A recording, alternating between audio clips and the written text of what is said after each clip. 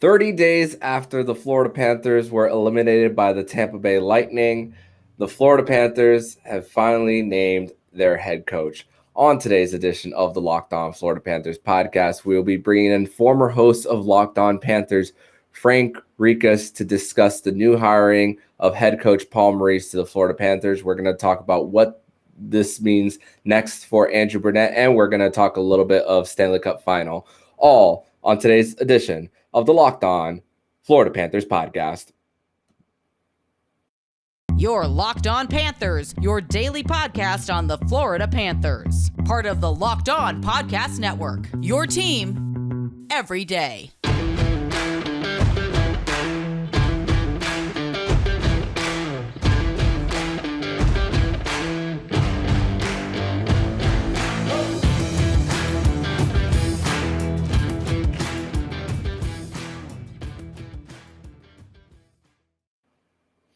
And welcome into this Thursday, June 23rd edition of the Locked On Florida Panthers podcast, part of the Locked On Podcast Network. We're your team every day. Thank you for making the Locked On Florida Panthers podcast your first listen of the day.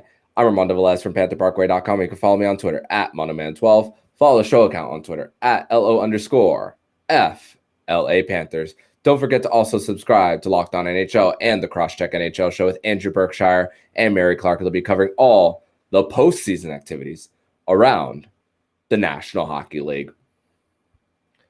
So, Cats fans, we got some news. Like I said at the top of the show, I'm sure if you happen to live under a rock and don't check your phone or don't watch any news related to the NHL on TV or any podcast or on Twitter, the Florida Panthers have hired a head coach, and they have decided to name former Winnipeg Jets head coach Paul Maurice as their guy, who we also discussed earlier in the week, has also coached the Hartford Whalers / Carolina Hurricanes, and has made 3 conference final appearances, 1 Stanley Cup final appearance, and spoke about his resume on Monday's show. Started warming up to the idea of possibly bringing him here on Wednesday's show when we spoke with Jacob Winans yesterday for Winans Wednesday, and we kind of manifested this. The Panthers have hired Paul Maurice as their head coach. And the reactions around the Twitterverse, at least, are very negative about this hire for the Florida Panthers. But with the Panthers falling short of expectations last year and taking this long, the due diligence when it comes to a head coaching search, reevaluating everything, making all your phone calls, getting to know the character of said coaches with all the candidates that they have. They felt that Paul Maurice was the best guy for the job. And let me actually bring in my guest on the show. It's a familiar voice that you guys all know. It is Frank Rekas, a former host of Locked On Panthers. Frank, welcome back to the show. Hey, Armando. Good to be here. And hello, everybody that's listening. I think this is going to be a fun show. Absolutely. Let's get right into it when it comes to the Panthers hiring Paul Maurice as the coach. Of course, it's not the sexiest hire when it comes to the Panthers and their head coaching search. All of us wanted Barry Trotz to be that guy as the head coach. But like I said on Monday's show, I started putting that possibility to bed of Barry Trotz coming to Florida really ever since Friday, after multiple reports have said of connecting Barry Trotz elsewhere. Of course, he is going to interview for the Winnipeg Jets job, and it seems that that's going to be his likely destination or in a front office role with the Nashville Predators. So it's looking like one of those two possibilities. So that was all. I was already shutting the door on that one. But as far as the available candidates of the not including Andrew Brunette, it seems that Paul Maurice was looking like the most experienced option. And a majority of this fan base, they said, we want a guy with experience to coach this staff, this club. And here we are. This is what they got. They got a guy with experience, 3 conference final appearances, 1 Stanley Cup final appearance. And, you know, there's also talk about him burning bridges with players and all. But after time away from the game, maybe even though he's been coaching a little bit, there's an opportunity for him to kind of reset and maybe take time to evaluate how he might have spoken to players, treated players, and get a fresh start here in the Sunshine State. I totally agree. And, I was thinking the same thing that you said at the top. He's not the sexy choice because, with Barry Trotz being available, that's who I think most everybody wanted.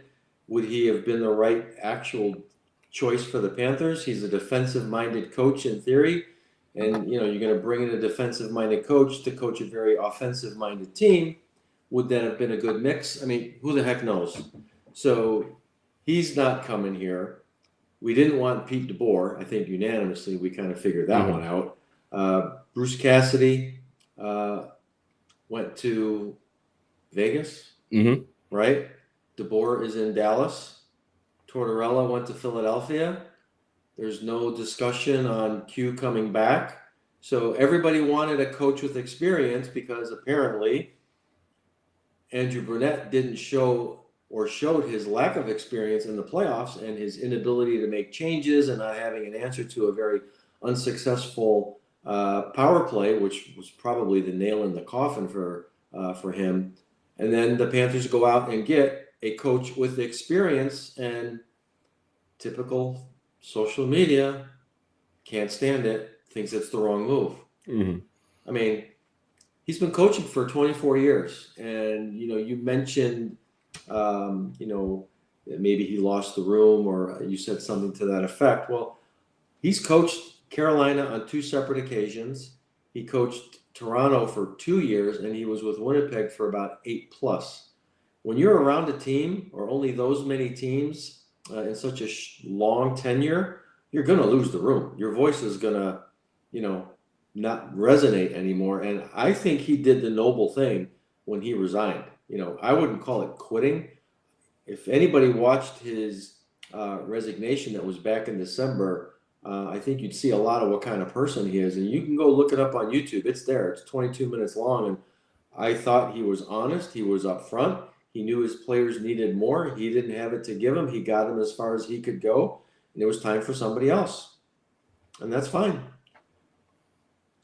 Yeah, and like I said yesterday, time away from the game could help someone get their head straight. And let's also talk about some of his international career as well. He coached the 2014 double IHF World Championship team for Team Canada, and it was also part of Team Europe for the 2016 World Cup of Hockey. So he's a well-regarded coach around NHL circles as well.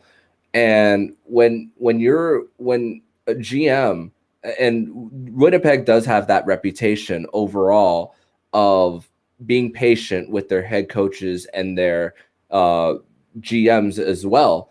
I mean, regardless of what we think of Kevin Cheveldayoff, they've been loyal to him as well.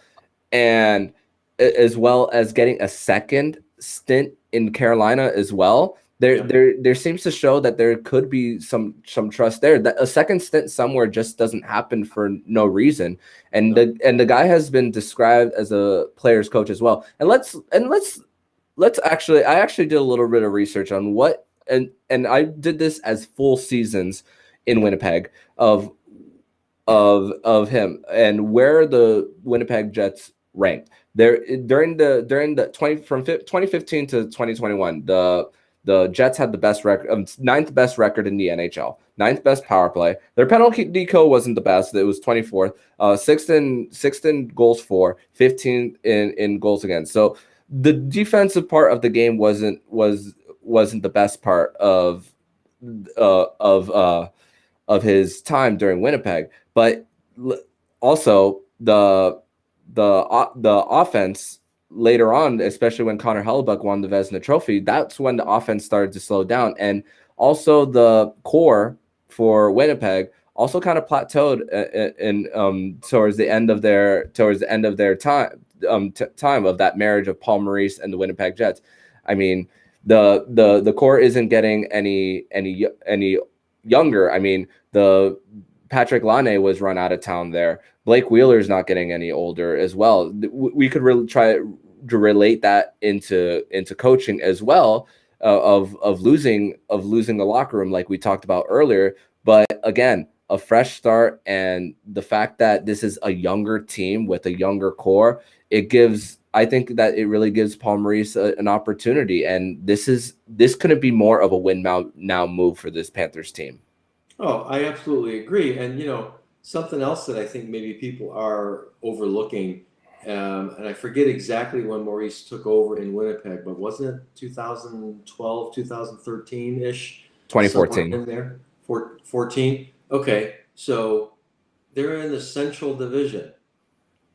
Blackhawks, Nashville, St. Louis, Colorado, Minnesota. Those are not slumpy teams. Those teams, all are very difficult to play against. And I was looking at his record in one of the years. I forget exactly, specifically what it was, but I was surprised that they were fifth. And I think they had won 42 games. I mean, you win 42 games and you're fifth in your division. That says a lot about the division that you're playing in. I don't have that stat exactly in front of me, but he's proven he can win in the regular season. I think this is the best roster that he's had with all of his teams. And let's not forget, he was in Toronto for 2 years as well. That was a short-lived situation, but this is the best roster he has. And he is a player's coach. He's also no nonsense. He's pays attention to details and specifics, and this is now up to the players to respond. Mm-hmm.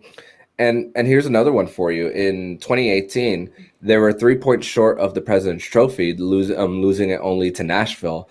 And so that doesn't happen for no reason when it comes to Paul Maurice and the Winnipeg Jets during that time. And of course, they made it to the conference final against the Vegas Golden Knights, eventually losing. And I had an opportunity to speak with Harrison Lee of Locked On Winnipeg Jets.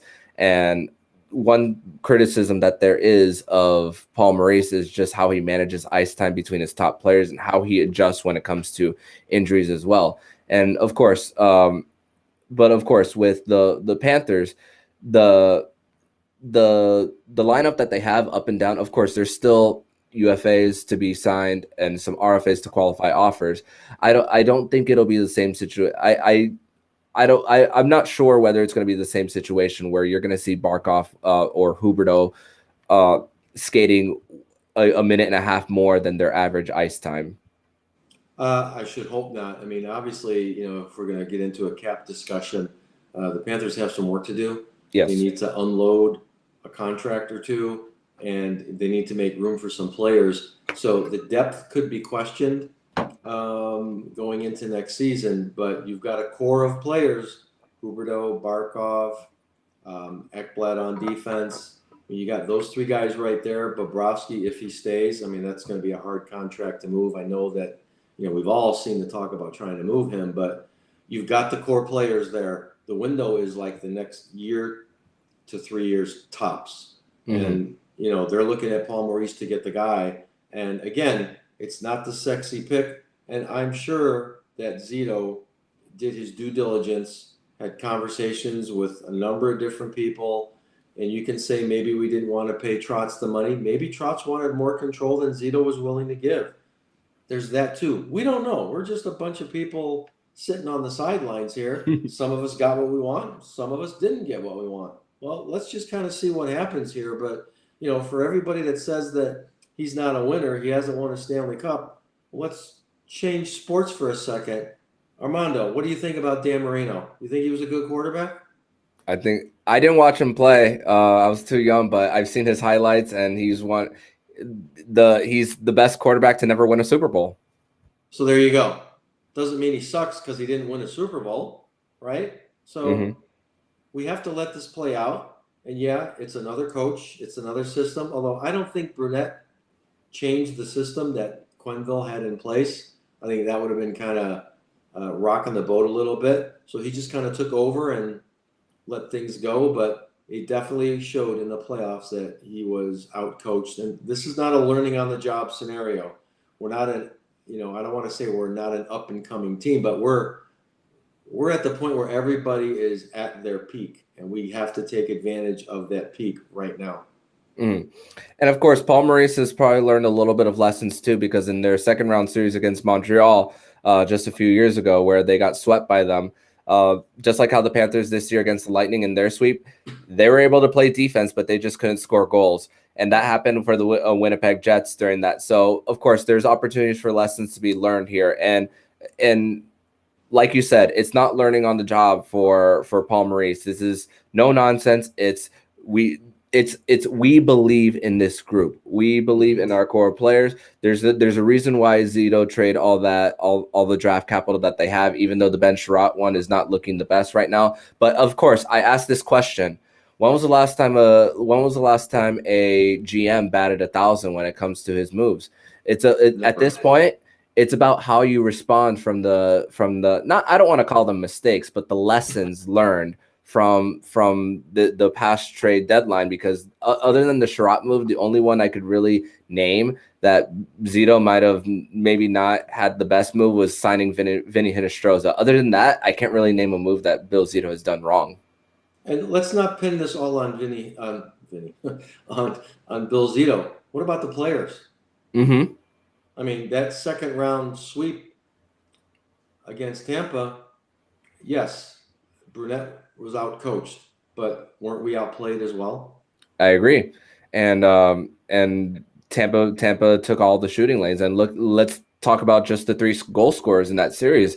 Anthony Duclair, Eetu Luostarinen, and Sam Reinhart. Those are the only players where none of them happened to be the core of the Panthers. So where was everybody else? Yes, correct. And there's a saying that players win games and coaches lose games. 4-game sweep kind of proved that for the Panthers. Yeah, so exactly.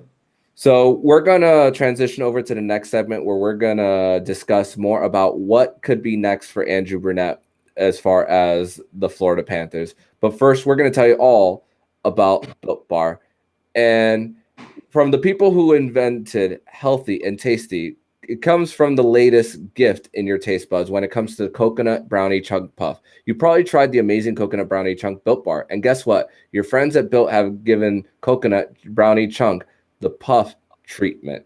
That's right. Coconut brownie chunk Built Bar flavor you love in a deliciously chewy marshmallow covered in 100% real chocolate. It's like a fluffy cloud of coconut brownie goodness. But stop drooling and listen. They are good for you. Low calorie, low sugar, high protein, all delicious. Coconut brownie chunk puffs are ready here for a limited time. Go to Built.com to make sure that you don't miss out. They are going fast because they taste amazing. All Built Bars are made with collagen protein, which your body absorbs more effectively and provides a ton of health benefits. Eat something that tastes good and is good for you. The best part is Built Puffs is, of course, they taste amazing, and you can enjoy them guilt-free.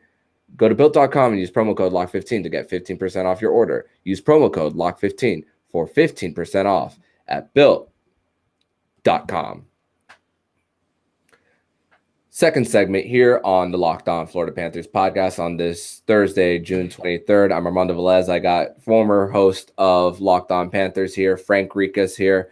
And Frank, so this wasn't good enough for what Andrew Brunette did, but I want to give a public congratulations to Andrew Brunette on the season that he had, regardless of whether he got the job or not.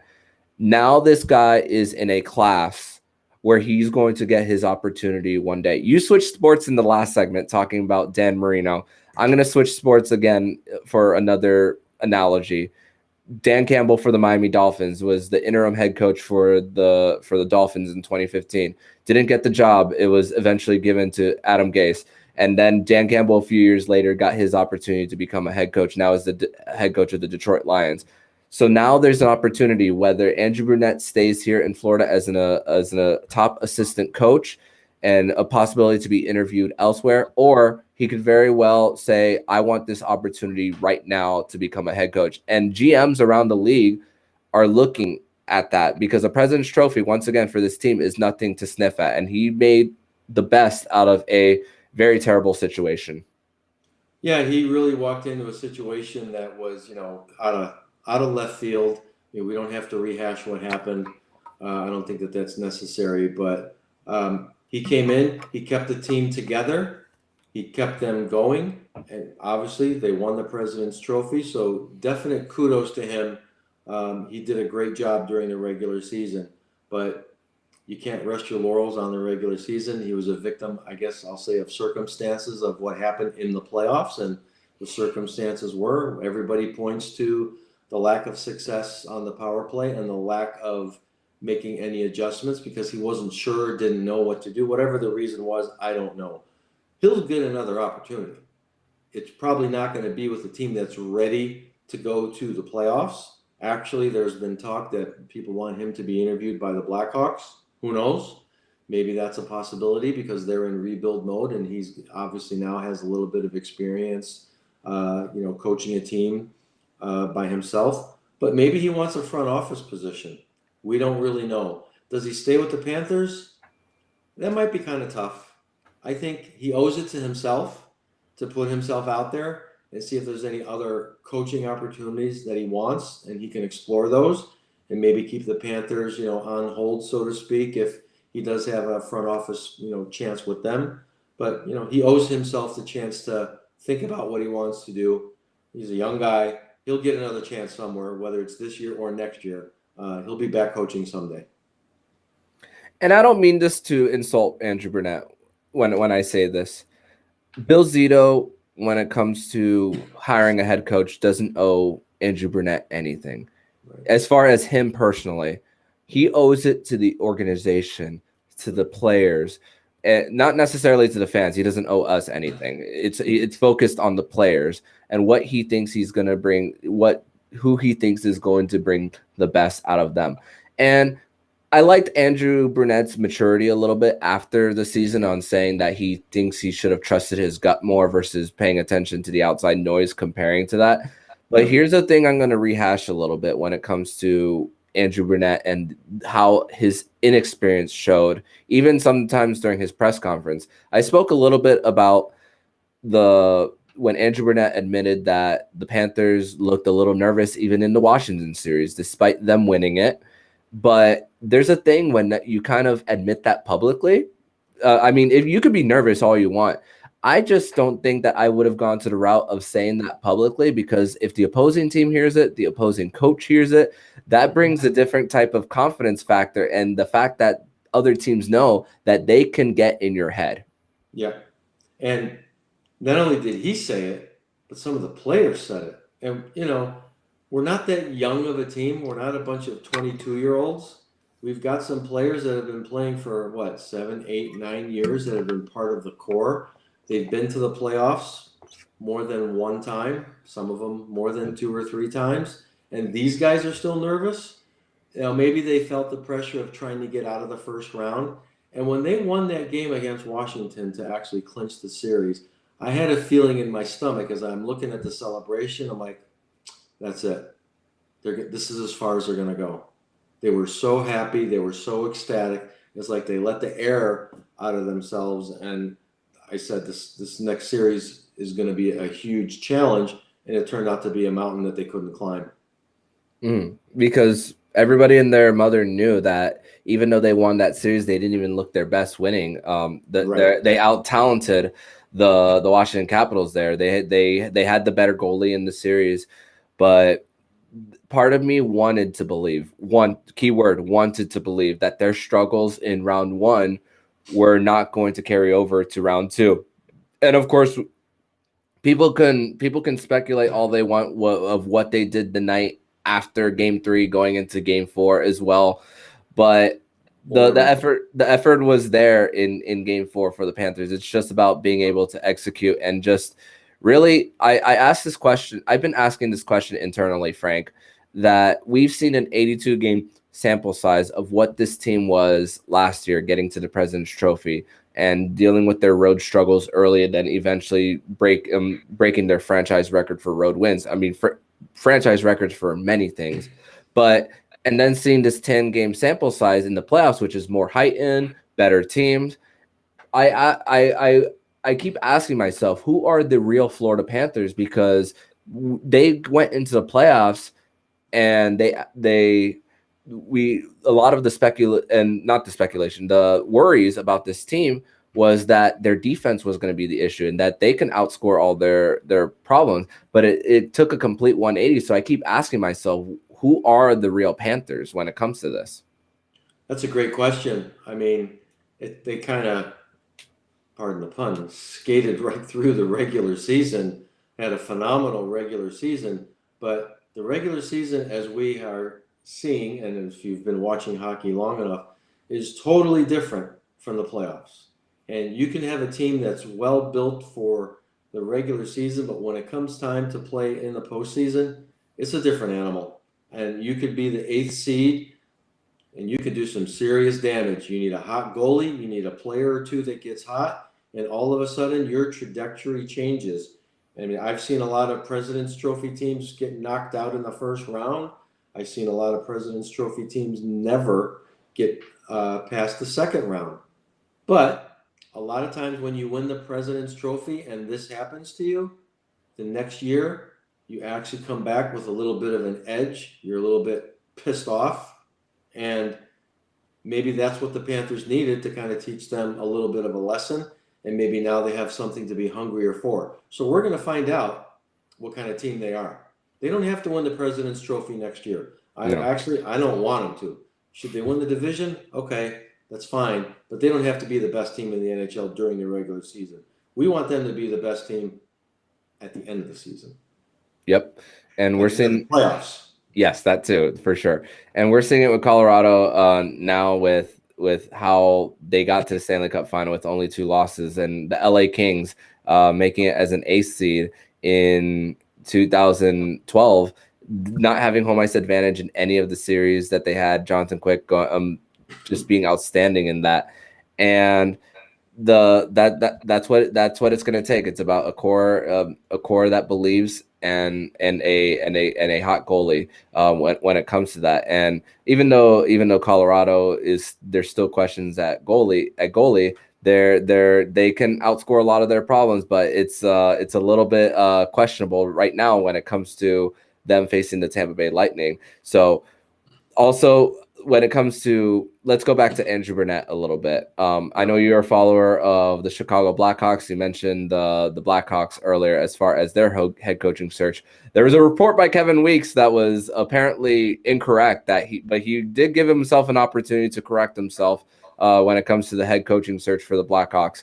What do you think about Andrew Brunette possibly if he were to be hired as the head coach of the Chicago Blackhawks right now? What are the first few words that is coming out that is going through the mind of Frank Rekas? I'm going to talk with Kyle Davidson, and I'm going to plead and beg him to not trade Alex DeBrincat. I'm going to make sure that he does whatever he can to keep Patrick Kane, and I'm going to make sure he does whatever he can, as long as he's healthy, to keep Jonathan Toews. You get rid of those 3 guys, no one is coming to a game. No one's going to watch that franchise. And me as a coach, why do I want to be here if we're going to field a bunch of AHLers? It doesn't have to be that way. People are talking about a rebuild. Oh, it's going to take 5 years. It's going to take 7 years. Why does it have to take that long? It doesn't. So if I'm a guy like Andrew Brunette and I want a second chance, this is what I'm looking for. I know you can't promise me, but if these 3 things can happen, then I'm going to consider taking that job. Mm-hmm. I mean, it's an original 16. Who doesn't want to coach an original 16? Mm-hmm. And they're talking about like what a deal could be worth for Alex DeBrincat, somewhere in the $8-9 million range. And hey, Kane and Toews contracts are very close to expiring, and Kane can still score with the best of them. And of course, the injury issues for Jonathan Toews, those are still a very big question mark when it comes to that. So, like we said earlier, he'll get his chance again. And every time I see people who have been part of the Florida Panthers organization, I'm always cheering them on. Even though Owen Tippett's not in the organization anymore, I'm cheering for him. I'm cheering for Chris Drieger, even though he will miss 7 to 8 months with his ACL tear. But I'm going to be cheering on Andrew Brunette. And he seeing how he's grown as a person emotionally, I'm sure that it has definitely helped him grow as a person off the ice. And I'm definitely he has a fan in me no matter where he goes. Absolutely. I mean, I think any coach learns from an experience like this. It wasn't like he was a total flop, you know? I mean, who knows? The team could have went totally the other way when he took over. I mean, that was, again, a surprise situation, an uncomfortable situation for the organization, bad, wrong place, wrong time kind of thing. And he stepped in and he kept it all together, and they cruised. And you can't say, well, anybody could have done that with that roster. I don't believe that that's true. I really don't. So you got to give him credit for keeping the train on the tracks and keeping it moving the way it did. That's for sure. And once again, we're hoping that Andrew Brunette definitely gets an opportunity again. And we're going to transition over to the third and final segment of the show, where we're going to be talking about the Stanley Cup Final. Right now, we are recording during Game 4, but we both have it on while chatting about the Stanley Cup Final. So we're going to discuss that next in the third segment here on Locked On Panthers. You're Locked On Panthers, your daily podcast on the Florida Panthers. Part of the Locked On Podcast Network, your team every day.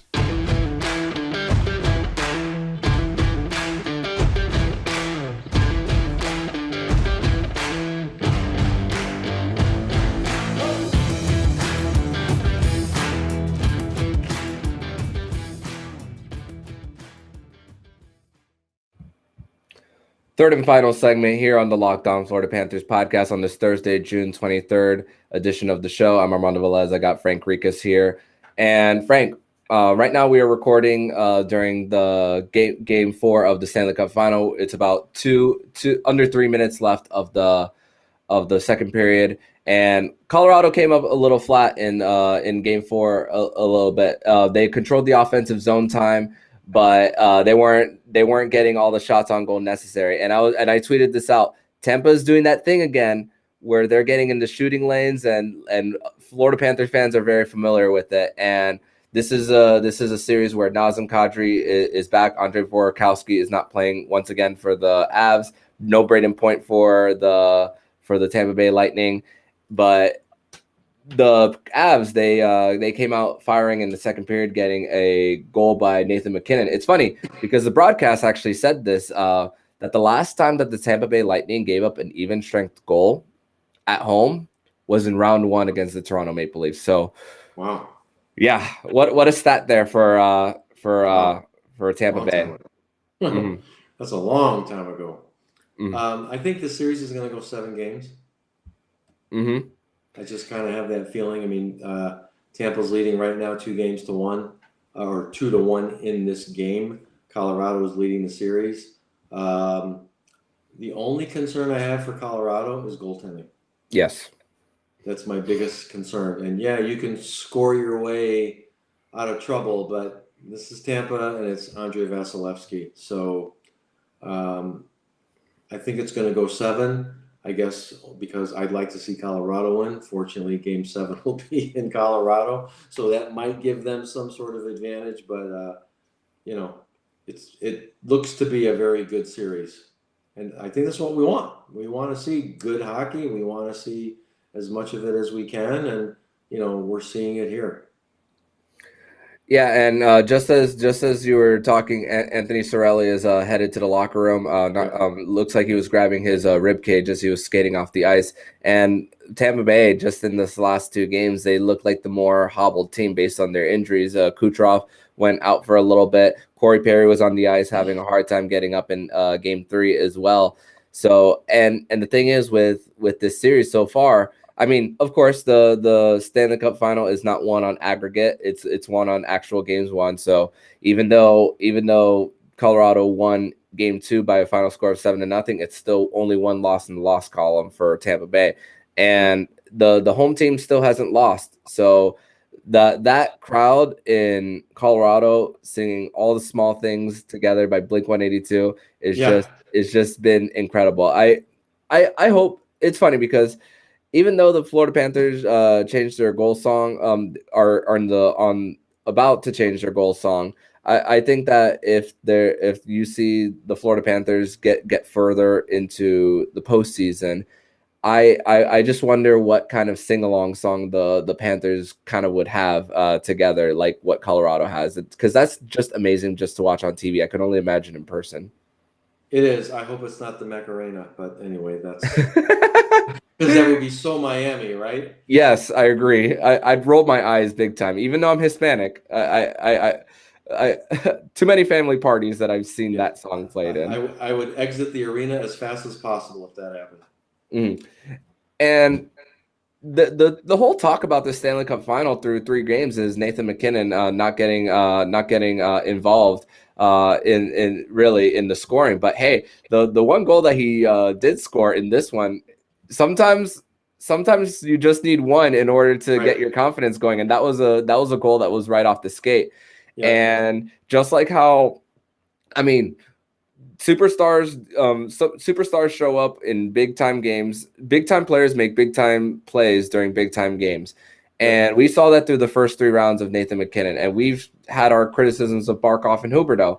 And of course, like we said, the goal came off his skate. But hey, if the Avs are going to win this series, they're going to need Nathan MacKinnon to score more than what he did just during this game 4. Absolutely. I mean, your stars got to rise up to the top. I mean, they're a loaded team offensively. You know, Nathan MacKinnon, Gabriel Landeskog. It's good that Nazem Kadri is back. So they have the firepower. It's just a question of can they contain Tampa. And, you know, I don't want to say all fingers point to goaltending, but, you know, they gave one up early. I think it was, 35 seconds into the game. That's not a great way to start out, you know. And at least for Colorado. So they've got to overcome that. They've been outshot pretty heavily so far in this game. We'll see what the third period brings there in the second intermission right now as we are recording this live. Yeah, and Landeskog has been getting on the scoreboard. He got 2 goals in one of the games as well. So and both of them on the power play in the last game. So definitely the captain is showing through. Of course, not their best player, but definitely showing the leadership. And of course, Kel McCarr, Norris Trophy winner, got beat quite a few times in this series. It hasn't been his best series, even though they're leading for some odd reason. But hey, even if they go down in this one, it's still tied 2-2, and you still have an opportunity to win at home. And Victor Hedman got the other goal to make it 2-1. They got the other one. So it's outside of Stamkos, Point, Kucherov for the Lightning, Hedman, a Norris Trophy finalist, and then of course Cirelli, who's definitely a big core piece, a big role player to me for the Tampa Bay Lightning, and that's what you need in the playoffs. I mean, also Colorado, their power play is getting going. They have 6 power play goals in this series through 4 games. And to think of seeing where the Florida Panthers were, it's just crazy, the embarrassment of riches that this Colorado Avalanche team has. Yeah, especially when you see them. Yeah, for sure. You want to clench your fist a little bit when you see how well they.